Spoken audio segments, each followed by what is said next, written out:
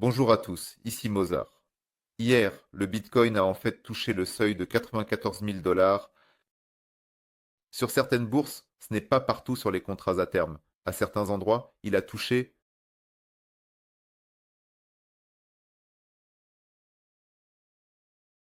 mais dans l'ensemble, il était proche même sur les contrats à terme. Comme sur Bitstamp, il était à 94 057 dollars au pic. Nous montons assez délicatement, très doucement, sans aucune chute brusque. C'est-à-dire vraiment et pas à pas, petit à petit. J'ai une position ouverte, vous le savez. Je l'ai mentionné dans le canal Telegram. Encore une fois, si vous n'êtes pas abonné, je vous recommande de vous abonner à mon canal Telegram. Le lien se trouve dans la description sous cette vidéo. J'ai écrit que j'ai fermé un tiers de ma position à 91 852 dollars. Cela est indiqué ici. Et les deux tiers restants sont proches de la barre des 95 000 dollars. Donc, quelle question se pose ici? Y a-t-il encore de la place pour la hausse? Parce qu'après une telle barre, un mouvement déjà assez conservateur suit, et combien de temps cela peut-il encore durer? Graphiquement, nous avons quelque chose qui se dessine. Eh bien, je ne vais pas descendre sur le graphique de 4 heures, je le vois déjà. Quelque chose comme ça se dessine graphiquement. Voici le principal canal haussier. Le centre de ce canal est actuellement à... Hier, nous avons touché le centre. Maintenant, c'est environ ces 95 000 dollars. Sa limite supérieure est, disons, autour de 100 000. Voici le potentiel de mouvement que le Bitcoin peut avoir à 95 100 avant une correction plus ou moins significative. Où pourrait-il y avoir une correction significative? Une correction significative pourrait être vers le précédent canal haussier. Dans ce cas, celui-ci est vert, c'est-à-dire, eh bien, soit comme ça, soit d'une manière ou d'une autre comme ça. Dans quel cas la correction pourrait-elle représenter, disons, de 10 à 15-16%, ce qui n'est en principe pas catastrophique. Ce n'est pas peu, mais ce n'est pas non plus catastrophique. De plus, cela fait longtemps que nous avons grandi sans correction sérieuse. Mais c'est aussi normal après une si longue période de stagnation.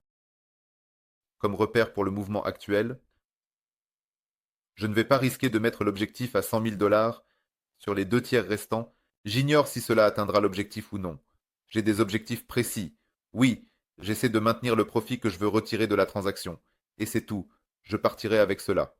Et ensuite, je vais soit trader une altcoin qui va monter avec le Bitcoin, soit attendre une correction plus profonde pour entrer en position à de meilleurs prix. C'est ce qui concerne le Bitcoin. Et dans quel cas y aura-t-il du négatif? Dans quel cas ce scénario pourrait-il être annulé? Eh bien, si nous nous stabilisons en dessous de ce canal haussier, voilà.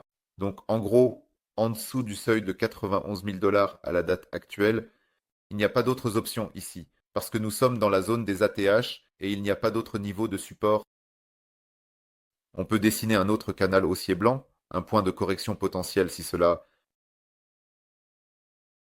descend dans l'état actuel, il est moins probable que cela revienne à notre point d'entrée autour de 87, disons 88 ou 88 500, à peu près dans ce format.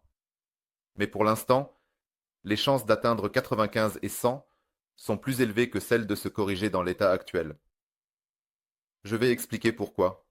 Regardez, c'est notre profit réalisé avec un lissage sur 2 semaines, en moyenne, c'est-à-dire un intervalle de temps significatif. Qu'est-ce qui est bien ici? Nous dessinons la deuxième vague de profit réalisé, cette deuxième vague, et elle se déroule sans divergence, c'est-à-dire qu'elle est déjà au-dessus de la précédente. L'angle de pente est positif, il n'est pas négatif selon l'indicateur. Et l'angle de pente est positif avec le prix, voilà, c'est très bien. Et dans ce cas, même en cas de correction, si une correction se produit, ce sera probablement juste une correction qu'il faudra acheter. Ce ne sera pas un dump et un retournement de tendance. C'est le premier point. Le deuxième point, le soi-disant Realized Price Breakdown pour les détenteurs à court terme. Zone d'euphorie des détenteurs à court terme.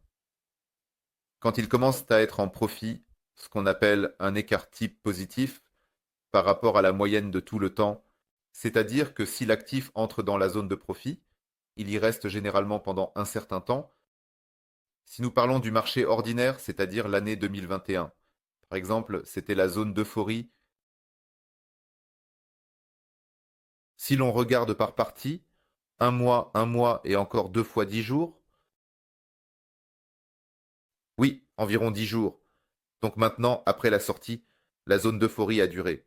Si nous regardons le début du cycle depuis octobre, nuit, novembre, décembre, 2 mois ici, eh bien, ici, je pense, le 12 février, environ 40 jours, la deuxième partie avant une longue correction. Et maintenant, nous venons juste de sortir. La zone d'euphorie actuelle a duré 4 jours, maintenant elle est de 1, 2, 3, 4, 5, 6 jours. En principe, étant donné que cette zone commence autour de 10 jours, sa durée peut, disons, continuer au moins 4 jours supplémentaires, mais elle peut aussi durer plus longtemps, jusqu'à un mois. Donc. Mais c'est spécifiquement sur l'euphorie des détenteurs à court terme, ce n'est pas sur l'ensemble du marché. C'est-à-dire que selon les statistiques, nous regardons simplement ici. Ensuite, cet indicateur, je vous l'ai déjà montré, c'est le coût de base on-chain à court terme. C'est ce qu'on appelle le high band. Il est également calculé selon les écarts types, moyenne cumulative. Des bénéfices, c'est-à-dire que le prix est élevé par rapport à la moyenne d'entrée de tous les détenteurs à court terme. Nous ajoutons à ce point l'écart type moyen de tout le temps, et c'est la ligne rouge en haut. Et à chaque cycle futur, nous avons souvent touché cette ligne avant de donner une forte correction. C'était aussi en mars de cette année, nous l'avons touché avant une forte correction. Cela s'est également produit en 2021. Pas une seule fois. Eh bien, en général, avant le retournement de la tendance globale en octobre, cela a aussi eu lieu. Actuellement, cette ligne rouge se situe autour de 100 000 $. Elle est dynamique, elle évolue avec le prix, avec un certain retard, mais elle est dynamique. Et tant que nous ne l'avons pas touchée, ce potentiel de croissance reste sans forte correction. Le potentiel de croissance sans forte correction. Et en général, on peut considérer que de fortes corrections pour le Bitcoin sont de 15, 20, 25%. À peu près ça, c'est une forte correction. Surtout dans les conditions de liquidité actuelles. Tant que nous n'avons pas touché cette ligne, il y a aussi de la place ici. Ensuite, qu'avons-nous ici? C'est ce qu'on appelle l'indicateur binaire de dépenses. C'est-à-dire, à quelle fréquence? Les grands portefeuilles dans le smart money dépensent leur Bitcoin dans une fenêtre de 15 jours. J'ai déjà montré cet indicateur, qui n'est pas le plus simple à comprendre. Mais par exemple, si sur une fenêtre de 15 jours, les investisseurs à long terme vendent leur Bitcoin pendant 15 jours. C'est-à-dire qu'ils se fixent, l'indicateur montre une valeur de 1, ainsi, en mars, avant le retournement, il montrait une valeur de 1 du 10 au 22 mars, soit environ une semaine et demie. 10-12 jours. Maintenant, il a montré une valeur de 1, il ne l'a pas montré. Pas encore une fois. Hier, c'était 0,8. Hier, c'était 0,8. Aujourd'hui, il pourrait déjà être à 1 parce qu'on voit le déchargement. On voit cela, la prise de profit est aussi visible. Mais est-ce suffisant pour un retournement global? Une correction aussi sérieuse, peu probable? On veut voir plus? C'est la même chose qu'en 2021? Ici, nous avons lutté autour de 1 pendant assez longtemps, presque un mois, puis des divergences avec l'indicateur et nous sommes descendus. Donc ici, c'est comme si cela ne faisait que commencer, cette zone d'extrême, quand elle commence, elle a tendance à durer un certain temps, surtout si elle se déroule sans divergence. Et aussi, probablement l'un des facteurs les plus importants, c'est le taux de financement moyen sur toutes les bourses, spécifiquement pour le Bitcoin, avec une moyenne sur 7 jours. Eh bien, c'est-à-dire que je fais simplement une moyenne avec la moyenne mobile sur 7 jours. Donc en ce moment, elle est à 0,016%. Au pic, elle était à 0,02. Si nous prenons le même mois de mars, nous avons atteint presque 0,05% au pic. Et à travers la divergence, nous nous sommes retournés. Mais c'était la deuxième vague d'intérêt. Actuellement, nous sommes seulement à la première. Et même celle-ci est 2 fois inférieure au pic de mars. Même elle, c'est-à-dire qu'avant l'approbation des ETF Bitcoin au comptant, le financement était également élevé. C'était à 0,036. Tout était au-dessus de la valeur actuelle. Il y a aussi de la place pour la croissance ici. On peut remonter jusqu'à là. En 2021, il y avait des valeurs catastrophiques jusqu'à 0,12. C'est même environ 3 fois plus élevé que la valeur de mars. C'est-à-dire qu'il y a de la place ici pour un accroissement de l'intérêt spéculatif en général. Voilà. Et ce sont les principales métriques que je voulais vous montrer. Donc, en conclusion, quelle conclusion peut-on tirer en général? Les objectifs restent les mêmes pour le Bitcoin, probablement avant une forte correction. FA2015, 100 000 $. Et nous verrons comment il atteindra ses objectifs. Les indicateurs que j'ai montrés confirment en principe la probabilité qu'il ait encore la possibilité d'y arriver, disons, à partir des prix actuels, dans une fourchette d'environ 2000 $. Donc dans cette fourchette, l'annulation du scénario se produira si nous descendons avec un ancrage en dessous du seuil de 91 000 $, c'est-à-dire qu'alors, il est probable que le Bitcoin aille vers un ensemble, vers une accumulation, mais même cela ne sera pas une forte correction. Ce sera simplement une accumulation. Voilà, nous irons comme ça. Et ensuite, nous irons vers ces fameux 100 000. En gros, rien ne changera fondamentalement.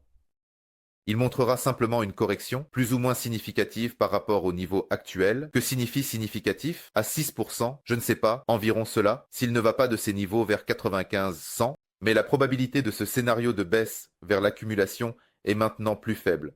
En se basant sur les indicateurs que nous avons, voilà. La transaction sur Bitcoin est pertinente, la transaction sur Ethereum est pertinente, mais Solana n'a pas été racheté. Solana n'a pas atteint le niveau limite là-bas. Concernant Solana, elle était à 284, nous n'avons pas tout à fait atteint. Solana dessine probablement déjà une certaine divergence. Bien qu'elle soit une divergence plutôt conservatrice, on peut encore continuer à frapper. C'est une divergence non exprimée. Elle est conservatrice. D'autant plus que l'indicateur ne confirme pas cette divergence. Peut-être, je veux dire, ne la confirme pas. Donc, concernant Solana, si elle pouvait vraiment descendre ici, je réinvestirais ici. Ou alors Solana fait quelque chose comme ça, et ensuite fait ça, quand il faut quand même réinvestir ici. Mais je donnerai déjà le signal dans le canal Trigram. Merci à tous pour votre attention. C'était Mozart. Je vous souhaite une bonne journée et à tous, au revoir.